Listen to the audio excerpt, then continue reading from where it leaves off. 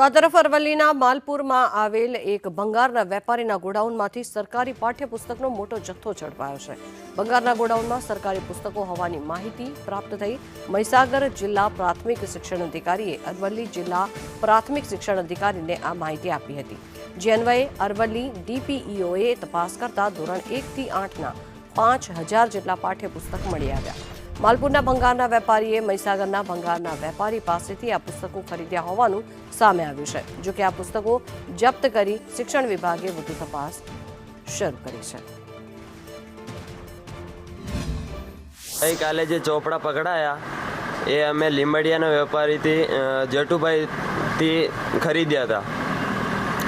જો અધિકારી આવ્યા એમને પાછા સોંપી દીધા। આ ધોરણ 1 થી માંડીને 8મા ધોરણ સુધીના લગભગ 5-1000 જેવા પુસ્તકો હતા।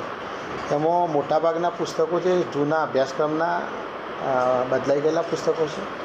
અમુક પુસ્તકો છે જે હાલ ચાલુ અભ્યાસક્રમ હોય એના છે, પરંતુ મોટાભાગના પુસ્તકોની સ્થિતિ જોતાં એવું લાગે છે કે અગાઉના વર્ષોની અંદર જે તે જગ્યાએ આપેલા હશે।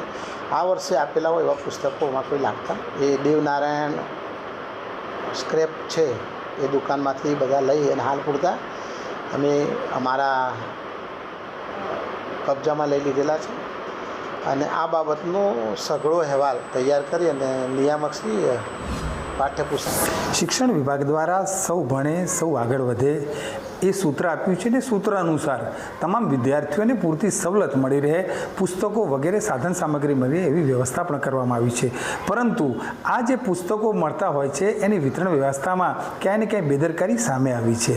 દ્રશ્યમાં જોઈ શકો છો કે અરવલ્લી જિલ્લાના માલપુરના એક દેવનારાયણ સ્ક્રેપવાળાના ત્યાં પાઠ્યપુસ્તક મંડળના લગભગ 1 થી 8 ધોરણના જૂના જે પાઠ્યપુસ્તકો છે એ 5000ની સંખ્યામાં મળી આવ્યા છે।